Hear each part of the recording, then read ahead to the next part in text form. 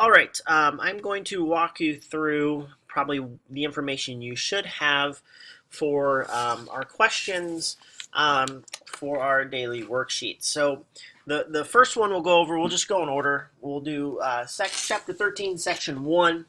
If you look at number 11 here, it's asking about the characteristics of Plains Indians culture. The big thing that you need to be pulling out here is how important the buffalo is to their culture. As far as the uses of the buffalo, they used it for pretty much everything. And then also um, things like the how the horse allowed them to hunt the buffalo and the horse's importance in their culture, and then some things with family life and how they blended together. Um, those are kind of the three big important things you need to have pulled from that. If you look at number 12 now, that's asking about how they differed. Hopefully you've been able to figure out that the big difference was on the view of land ownership and how white settlers believe land is something that could be owned, and in fact is something that gave you a stake in the country if you worked on it and worked to improve it, where the Native Americans did not believe that. They believed that land was held in common and should be used for the common benefit. So that's the big difference in land ownership. As we move on to number 13, it's asking about why settlers pushed west. Again, it's the lure of silver and gold. We have the gold rush in Colorado. But it's mainly that lure of gold is why settlers are pushing west. Eventually, as the land is seen as more valuable, that's going to cause people to move west as well. If we keep moving here down to, down to number 14, says, how did the government attempt to deal with the growing conflict between Native Americans and white settlers? Well, that's where we're going to see some of our shift in how the government chose to deal with them. Um, well, initially the Great Plains was seen as one big reservation or land set aside for Native American tribes.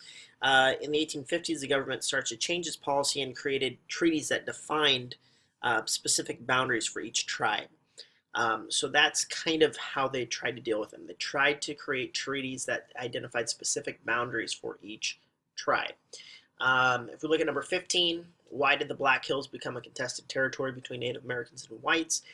It goes back to the discovery of gold. That one's pretty simple. Discovery of gold in that region is going to lure more people into it. The Bozeman Trail also kind of ran through that region, and that was a valuable trail to get west. If we look at the consequences of the defeat of General Custer's forces, that's where we're looking at, okay, General Custer, all his men died. They died quickly. It was a massacre.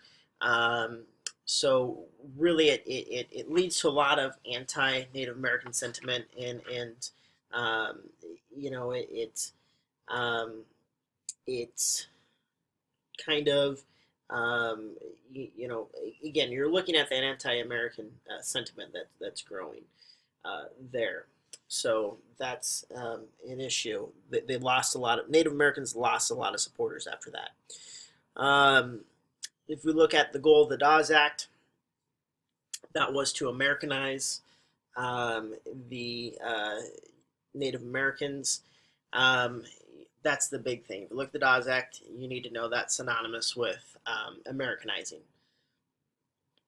If you look at the destruction of the buffalo, well, if you know how important the buffalo was to the way of life of Native Americans, you could see where the destruction of the buffalo would be very detrimental. I mean, it's what they used for their food, it's what they used for their clothing, it's what they used for their shelter. They used their bones to make their tools. I mean, so the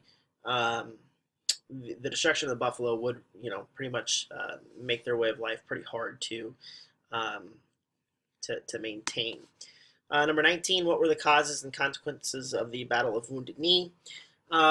Again, here you need to know that the causes goes back to that tension between white settlers and Native Americans. And remember, after Custer's last stand, the Sioux were kind of rounded up and they were being watched. Um, little, Sitting Bull had left. He had come back, and this ghost dance movement kind of sweeps through the Sioux, and it alarms the white guards, and eventually that leads to the death of many Native Americans. The consequence here, and this is the big one, is it kind of ends Native American resistance on the plains. Organized Native American resistance on the plains is ended at the Battle of Wounded Knee. Number 20, how did the growth of railroads and cities impact the cattle business? We didn't spend a lot of time on this in class, and so hopefully you kind of saw that as the railroads expanded, that's going to have an effect on the cattle business. You're going to be able to ship cattle. You're going to have the development of cow towns kind of spring up along the trails and rail lines where they come together. So we have that, and then with the factors that are bringing about and into the open range, we've got a couple of things. One is that you had overgrazing and extended bad weather that leads to kind of a decrease in the cattle business. But there's also just the reining in with the invention of barbed wire. So you have that. So those two things brought about the into the open range. Okay, moving on to Chapter 13, Section 2. Again, we're looking at settlement and westward expansion, those types of concepts. If we look at number 6, it says, how did the Transcontinental Railroad open up the West for settlement? Again, the railroad is what made settlement in the West possible. It provided the transportation routes, but they're also the ones that a lot of people bought land from. So they were responsible kind of for the settlement in that way. If we look at number 7, how did the federal government encourage settlement? That has to do with things like the Homestead Act, which, again, gave away land. So definitely encouraging settlement there. And then things like the Morrill Act and the Hatch Act, which was about educating people on how they could be successful farming on the plains. Number 8 says, what steps did the government take to preserve the nation's dwindling open land spaces? Again, could be a little bit of a issue there. We had basically the closing of the frontier. We created in 1872 Yellowstone National Park. We created a Department of Interior, or the Department of Interior forced railroads to give their claim to Western land holdings. So you had things like that going on that really started to protect some of that land space that currently the railroads were using. If you look at number 9, it said, what forms of shelter did the plain settlers develop? Again, that's relating back to that idea that on the plains, you're removing 2 of those legs, one of them being timber, and so you couldn't build houses out of wood, so they had to find other things. So dugouts and soddies would be the answers there. And with number 10 there, it's talking about technology that settlers used to kind of survive on the prairie. That would be things like the mechanical reaper, the steel plow, the barbed wire, the steel windmill that helped with irrigation. So there's a whole host of things that you could really have there. Number 11 asks about hardships farmers faced in the 1800s, and that has to do with debt. And I think we've discussed that at great length, how farming was expensive. Farmers had to oftentimes go into debt to start farming. So the big thing there is debt, and again, I think we've covered that extensively. Look at number 12, the 3-leg metaphor. That's just this idea that East of the Mississippi, society stood on three legs: land, water, timber. West of the Mississippi, you remove two of those legs, water and timber. People have to make adaptations to survive. All right, moving on to chapter 13, section 3, where we're looking at, the populist movement basically is the topic of chapter 13, section 3. Again, a lot of these things we've covered at great length.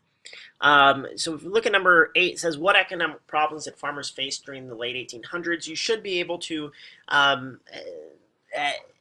some level, at least tell me that farmers were in debt. They were in debt, and in class we mentioned some enemies they had and why they were enemies, whether it be the railroads charging them high rates, whether it be banks playing with their interest rates, whether it be the grain operators and the fraud that was in grading and weighting. But really it comes down to debt. They didn't have the money to pay back their loans. Farm prices were lower, and because farm prices were lower, they produced more, which caused even more, or caused prices to go down even further, which caused more debt for the farmers. So that, again, if you don't understand that on some level, you should probably come talk to me. When we move on to things, when they say cheap money just means money is more available. And farmers favored cheap money in something called bimetallism, which is a vocab term above, is they favor cheap money because that means more people would have money. So in their minds, that means they could charge a higher price for their farm products. That's why they favored cheap money. If you look at number 10, how did farmers try to address their problems and grievances? Well, it's kind of a slow process. First, you have Oliver Hudson Perry and the Grange, which really started out as more of a social movement for farmers, but it evolves into starting to advocate for some of their needs. That turns into the Farmers Alliance, which gives rise to the Populist Party. So if we look, which leads us to number 11, it's talking about what reforms did the Populist Party call for? What were kind of their goals? The Populist Party had economic reforms and governmental reforms that they would have liked to have seen enacted. Like I said, they wanted to increase the money supply. They wanted a graduated income tax, and they wanted a federal loan program. So those are their kind of economic parts of their platform. On the government side, the government reforms, they wanted the election of U.S. senators by popular vote. They wanted single terms for the president and vice president. They wanted a secret ballot to end voter fraud. And they also wanted an 8-hour workday and restrictions on immigration. So those were kind of their big calls as far as for their platform, the reforms that they called for. The Panic of 1893 kind of gets lost in some of this. But basically, if you look, it goes back to farmers being in debt. The railroad construction during the era had kind of expanded faster than the markets could kind of keep pace. And the Philadelphia and Reading railroads are going to go bankrupt. That's going to kind of lead to a spiraling effect here where we have railroad companies going bankrupt. The United States government, meanwhile, their gold supply had worn thin, partly due to its obligation to purchase silver, but also it had to do with people panicking when they saw these railroads going bankrupt, and they traded in their paper money for gold. So you can kind of see how this panic that started in the railroad industry expands into Wall Street. Stock prices are going to fall rapidly. Price of silver then plunges, causing silver mines to close, and we just have more businesses and more banks going bankrupt in that time period. So those are kind of the causes. Consequences here, investment declines. People stopped investing because they were worried about their money. Consumer purchases, wages, and prices also are going to fall, which is going to cause the panic to deepen even further. And you're going to end up with a fifth of the workforce being unemployed, and you're going to have a lot of families suffering because of that. Ultimately, though, we know the populist movement, they never elect a president. So we look at number 13 there. Why did the populist movement collapse? I mean, these reforms, they seem like they're good ideas. Well, the populists lose support in cities where people fear inflation. And also, when William Jennings Bryan can't get elected in 1896, and William McKinley is then elected instead, that really just ends the populist movement right there. Um, Kind of legacy though, and this is something that's been mentioned many times before. Um, it's kind of the reforms the populists called for. Many of those reforms they get put into practice much later as the major parties start to take on those populist ideas. Moving on to chapter 14, section 1. This section is pretty straightforward. If you look at number 6 there, what led to the nation's oil boom? Again, the oil boom didn't happen until we developed a system to get the oil out of the ground efficiently. Um, and once that happened, which kind of pulls into number 7 there, with that's asking about the Bessemer process, that was how we got oil out of the ground more efficiently. Once that happens, you're going to see the oil industry kind of take off. Otherwise, it's just not an efficient fuel source to use. If you look at, again, number 7, it says, what was the Bessemer process and how did it fuel steel production? The Bessemer process was a means to make steel, and I'm sorry, and I don't know what I was thinking, but when I talked about the nation's oil boom, that had to do with Edwin Drake's steam engine drill that got the oil out of the ground efficiently. So, excuse me. The Bessemer process did deal with steel production. The Bessemer process, allowed you to take the raw materials and make steel better and more efficiently, is what the Bessemer process did. And so when you saw that happen, steel was going to be used a lot more. Number 8 is talking about the new uses of steel in the United States. Well, the obvious answer is the railroad. Steel was used in construction of the railroads and 1,000 miles of tracks. But you also had steel being used in barbed wire. John Deere's machines often used a lot of steel. And then you also had innovations in construction where steel was used, whether it be the Brooklyn Bridge, but then also other skyscrapers that would use steel in their construction. Number 9, then, harnessing the power of electricity and how that affected and transformed American business. It just meant that manufacturers could locate their plants wherever they wanted, not just near a source of power such as rivers. So that enabled industry to grow as never before. So electricity really just transforms business in that way. And then number 10 says, how did new inventions and products affect people at home and at work? This section lists several different inventions, whether it's Christopher Sholes and his typewriter, whether it's Alexander Graham Bell and the telephone.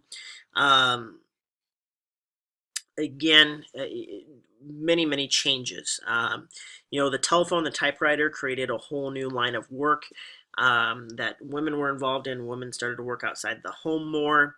A lot of the other inventions just made factory work maybe a little less back-breaking and helped improve workers' standard of living. So you have kind of those benefits. If we look at section 2 of chapter 14, this is a little bit longer of a section. Number 6 says, how did the government facilitate the expansion of railroads? Basically, if you look at the government and the role they played, the government made huge land grants and loans to the railroad companies, basically. So that's how government facilitated the expansion of railroads. There are positive and negative effects of railroad expansion. If you look at railroad expansion itself, it connected the country together. It led to growth in other industries, but it fostered the growth of towns, helped establish new markets, offered rich opportunities. However, the negative aspects is the railroads were often corrupt. So, I mean, there are a whole list of abuses of the railroads, whether they be misusing land grants, um, price fixing agreements, charging customers different rates. There's a lot of abuses by railroads. Um, Number 8 asks about how railroad time worked. I'm going to skip over that because I know, I know for a fact that I do not ask you a question about that on the test, but it is kind of interesting to see how some of those things develop sometimes. Number 9 asks, how did the growth of railroad lines promote the growth of cities and trade? Well, obviously, if you're connecting cities together, um, that's going to promote trade between the cities. Um, and foster the growth of towns. Um, but when you link previously isolated cities and towns and settlements, you're going to have trade and interdependence as there. Um, so again, linking things together is going to lead to that growth in trade. And then also it means industry can be located in different places. Cities are going to grow. The credit Mobilier scandal, also something that's talked about in this section. It had to deal with the um, the Union Pacific Railroad. The Union Pacific Railroad is going to form a construction company called Credit Mobilier.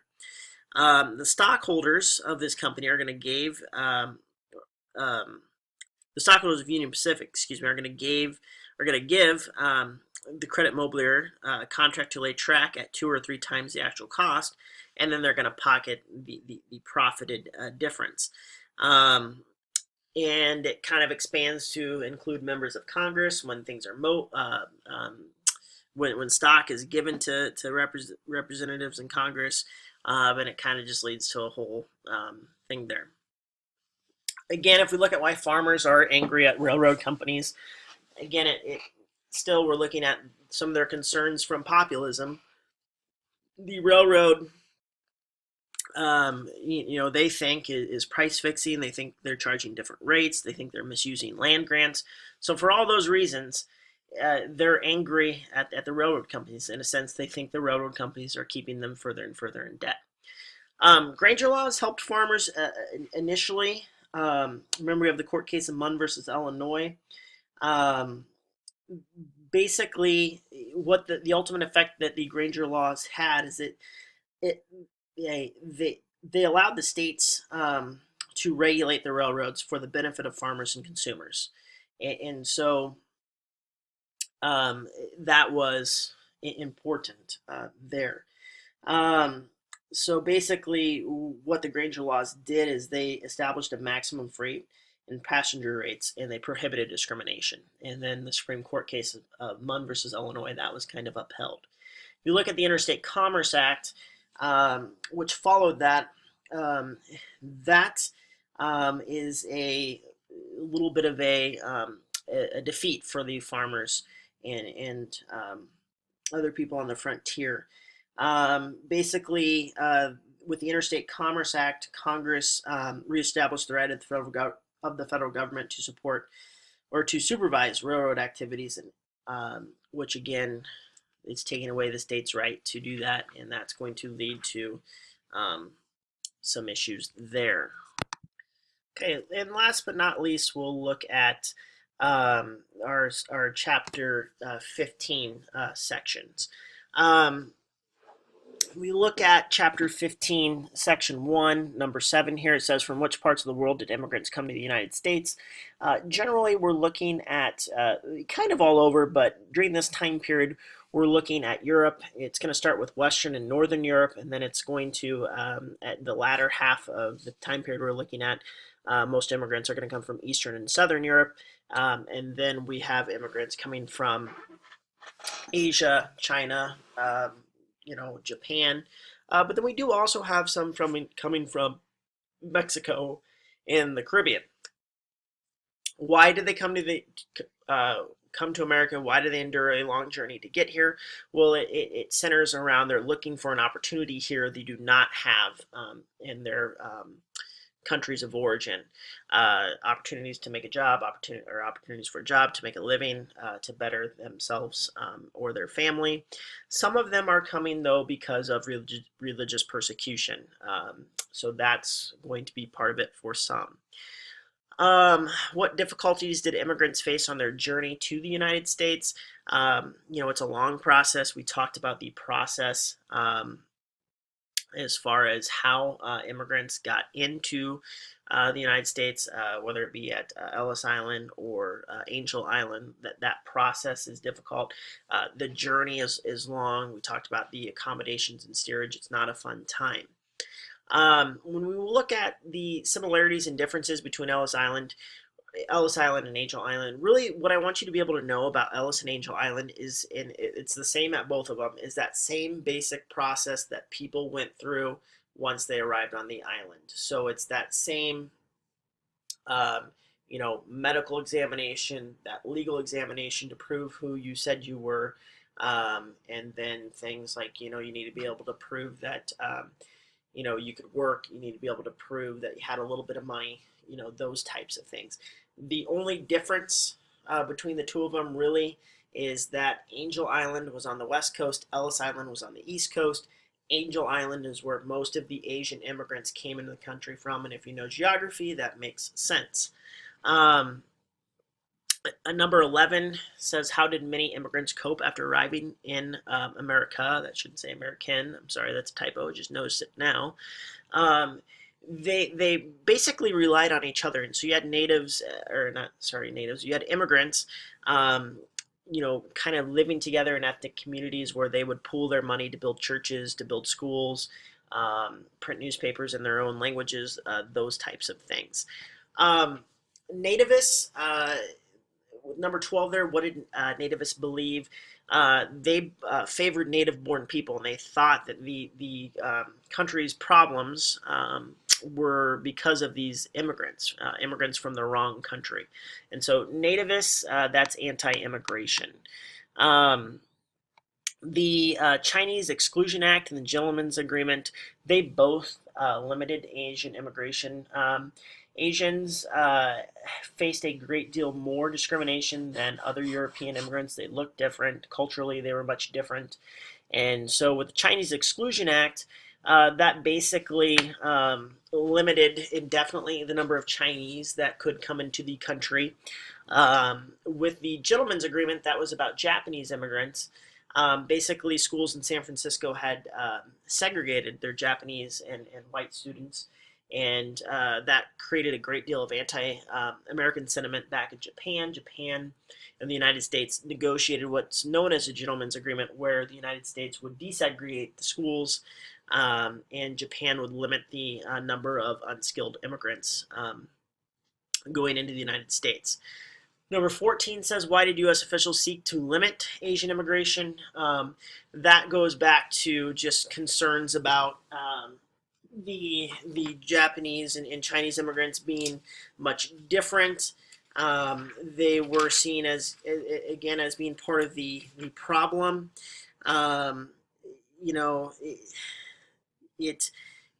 They were seen as part of urban problems. And the big thing, and kind of the big reason, though, here why the U.S. officials sought to limit Asian immigration, many of those immigrants lived on the West Coast where work was very scarce.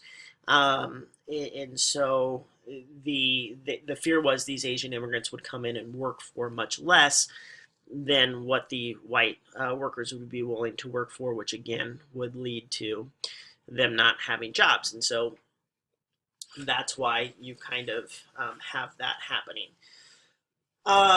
Moving on to chapter 15, section 2, which is dealing with the challenges of urbanization. Why did many immigrants settle in the nation's cities? We talked about this in class. It's fairly obvious. Immigrants ended up in cities because that's where cheap housing was and that's where the jobs were. And so that's where the immigrants ended up. The goal of the Americanization movement was a was basically designed to assimilate people of wide-ranging cultures into the dominant culture. It's a social campaign. It's sponsored by the government. But again, it was about how do we take these different cultures and change them and get them to assimilate to the dominant culture, in this case, um, the what it is to be American culture. What were the housing problems that many poor city dwellers faced? Um, Basically, you had two options. You could either buy a house on the outskirts of town, where you're going to face issues with transportation, or you could rent a cramped room in a boarding house in the central city. Um, as population in these cities kind of increased, new types of housing were developed. You had row houses, and then something called tenements. Also, the big thing here is that they are very cramped, and as they're cramped, they're just very unsanitary. So, um, they're unsanitary is basically the big thing here. Look at number 26, said, what other difficulties did immigrants and poor residents encounter? Um, Again, these would be issues such, you know, issues with education, not being educated, issues with um, just the problems of being urban or being an urban poor as far as transportation, unsanitary water, unsanitary living conditions, dangerous conditions with crime being on the increase. So there's lots of things there. The social gospel movement and the settlement houses, two things that we didn't really mention in class but are fairly significant, fairly important. The social gospel movement preached salvation through service to the poor. And so a lot of people were inspired by this message, and you have a lot of these 19th century reformers responding to the call to help the urban poor. And so the social gospel movement, again, uh, called people to help the poor. And so you have a lot of people stepping up to help the poor in that way. The purpose of the settlement house was basically to assist the poor, especially immigrants. Um, they basically, and settlement houses were run in large part by middle class, college educated women, but they provided educational, cultural, and social services. That's kind of the big thing. Jane Addams is kind of significant in that movement. And then finally, Section 3, which as I go through Section 3, we didn't spend a ton of time on of Chapter 15. But if you look at well, I guess it's number 40, there would be the first one under the main concept. What is a political machine?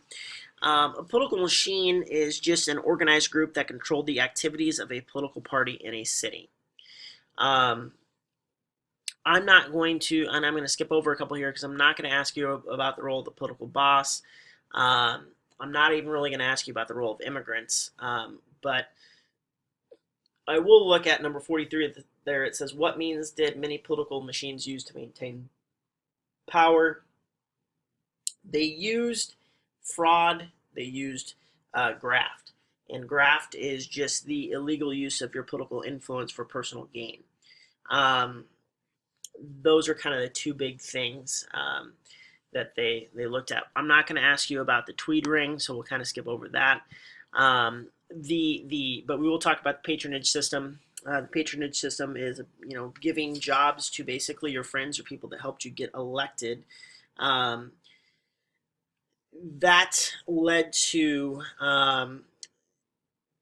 the calls for people to take on reforms of the patronage system or civil service reform, because you had people that were not qualified in jobs that they shouldn't be in. And so the ultimate result of that was the Pendleton Civil Service Act, which basically said we're going to go to a merit-based system. So we'll go over some more of this stuff. Bring your questions to class, and hopefully that helped you out.